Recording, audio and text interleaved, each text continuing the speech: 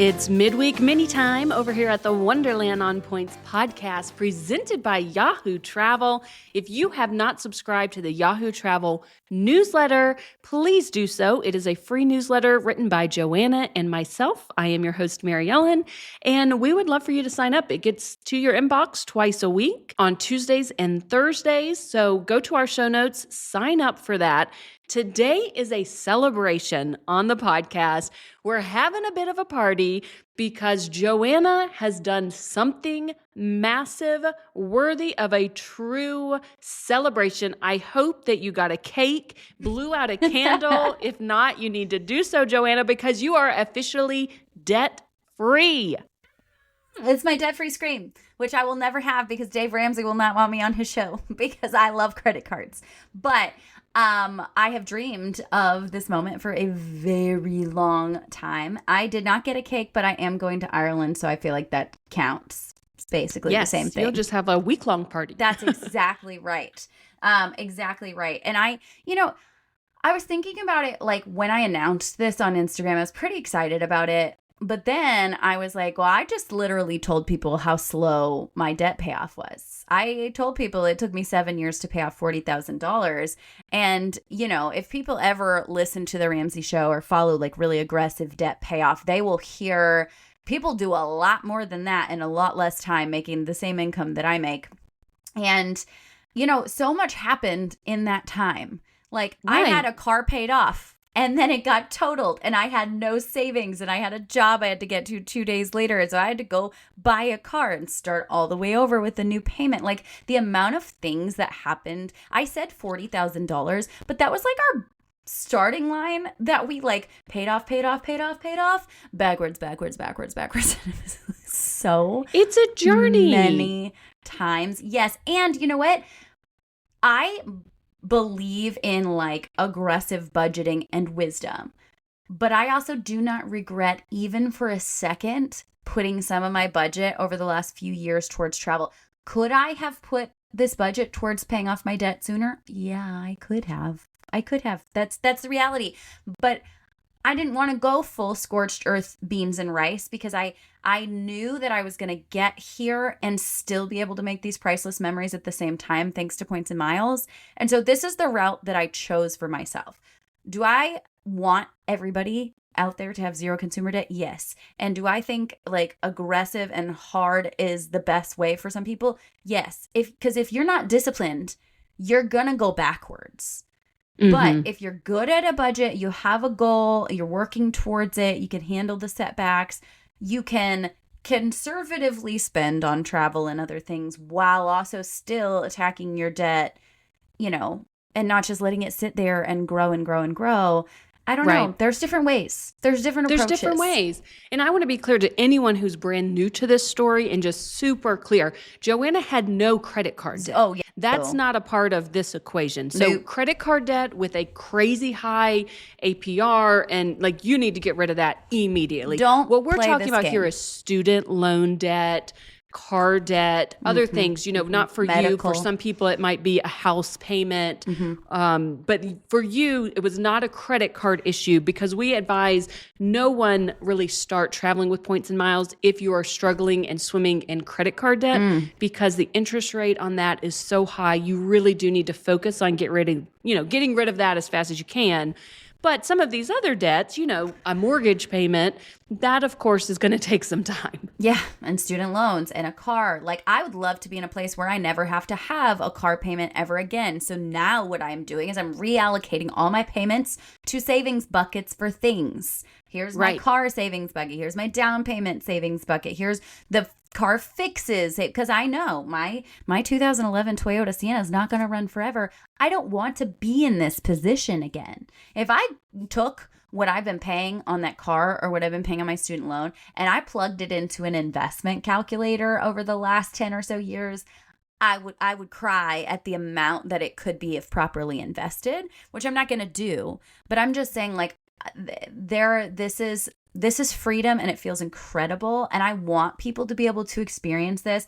But like you said, this was not credit cards. Credit cards, I did have credit card debt back in the day. If you've been listening to the podcast from the beginning, you know I talked about my debt payoff journey early on where we tackled the credit cards first. That was primary to me. Technically wasn't like the snowball method because I did go in order of interest rate, not in order of amount, but I got rid of all of my credit card debts, and then I did not use a credit card for years before I got into points and miles because I needed to prove to myself that no matter what happened, I wasn't going to put myself back in the position we were in before, because it's so easy when life gets hard to be like, well, guess we'll finance this cat surgery and think about it later. Oh my goodness. Pets. Oh, Pets are expensive.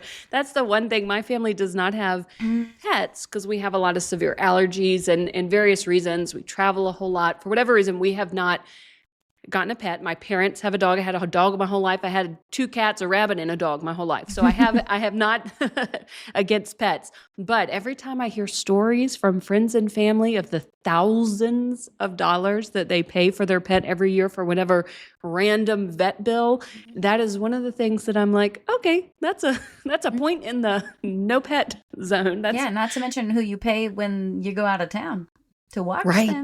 Mm-hmm. Right. That's a whole expense that I don't even think about because it's just not in my world.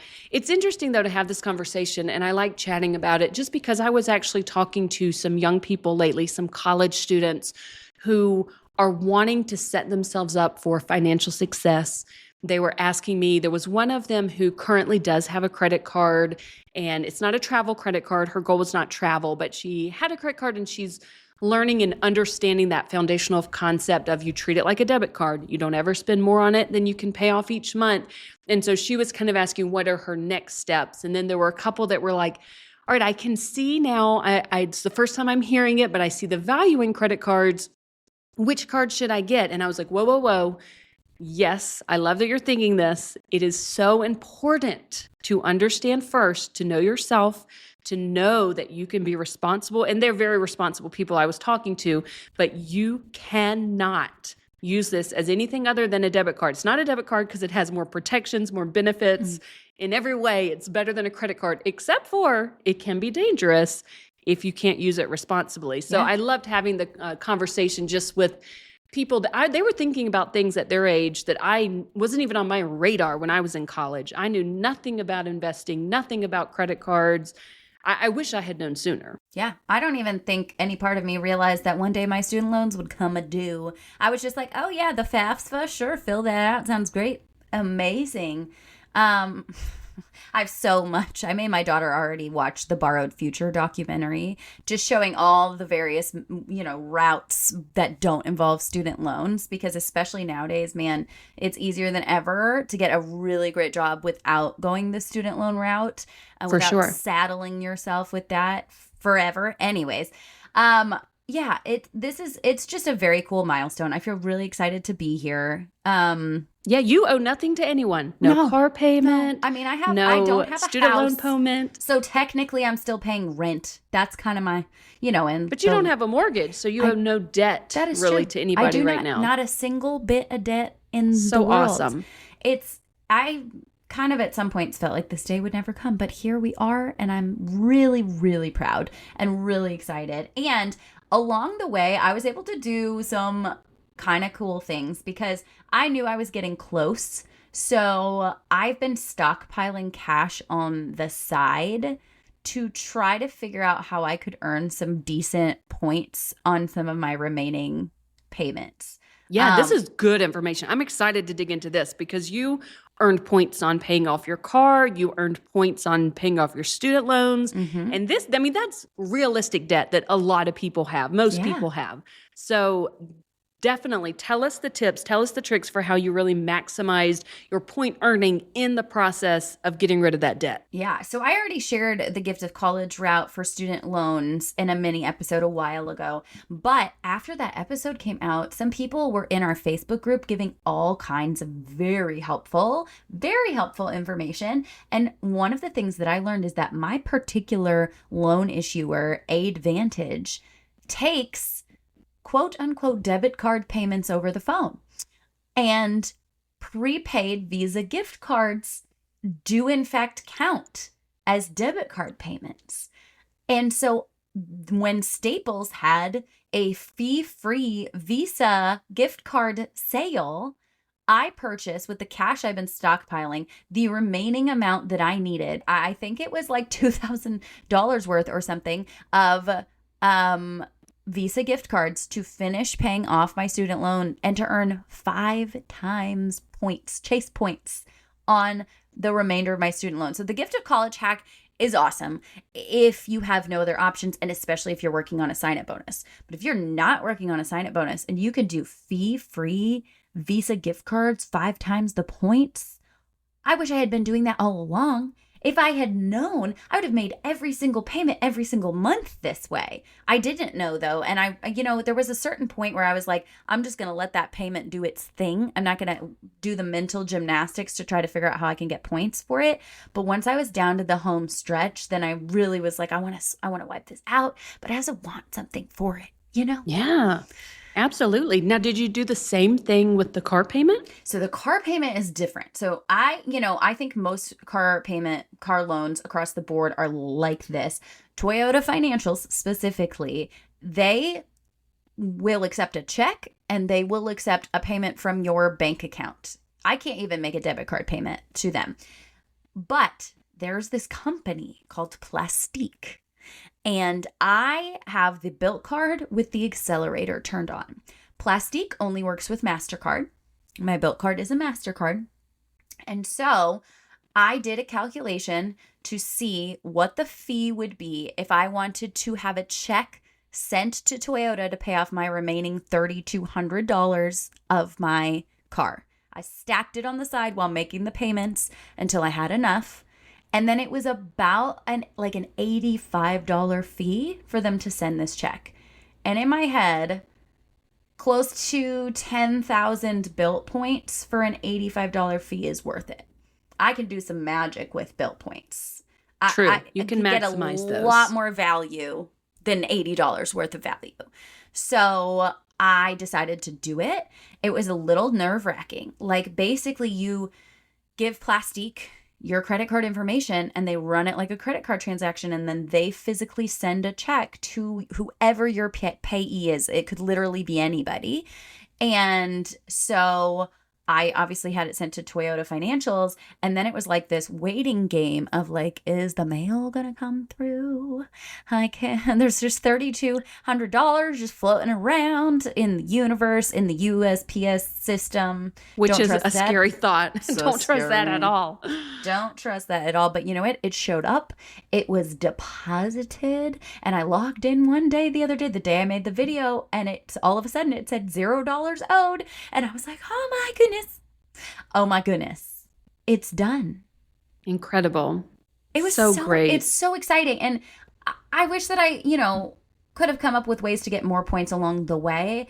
But I also don't want to be paying fees on everything all along the way. So like the student loan definitely have to weigh the benefits there. For sure. The student loan thing ended up being awesome with those fee-free gift cards, but I wouldn't have done necessarily gift of college the whole way through unless it was a sign-up bonus. My initial plan was actually to be hitting the Bilt sign-up bonus with the Plastique check, but I didn't have my money stacked in time I ended up hitting the sign-up bonus before that. So it was just 3 times the points. That would have been a very awesome way to hit a sign-up bonus, to pay your car off. Fun. Yeah, very fun. Oh my gosh, so fun. Like, maybe I should have considered getting a new card for that. But there comes this point where you're like, wait, I can make this payment today. I will not wait. I can just get this over with. Get this monkey off my back. Well, that is amazing. Congratulations. Thank People, you. keep that in mind no matter what your debt is or your bills. There are ways to get creative to at least earn as many points as possible. Sometimes, maybe it's not a big return, but it's something. It's a lot more fun than nothing. And then you can think about how those Chase points you earn paying off your college are going to pay for a night on a vacation somewhere, pay for a Hyatt night on a trip or something, which is pretty awesome. Absolutely. It really is exciting. Okay, well, thank you guys for joining us today for this midweek mini. I was super excited to share this with all of you. I've been talking about debt basically the entire time we've done this podcast.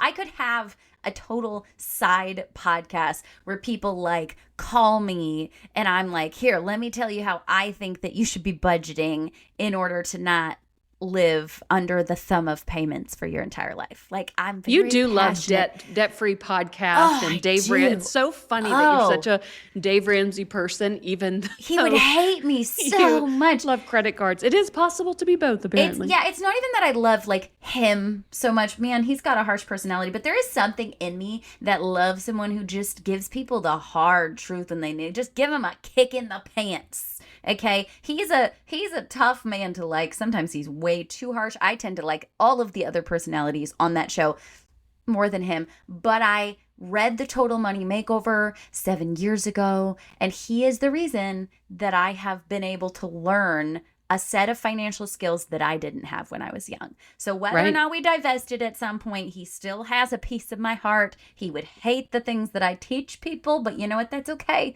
No hard feelings, sir.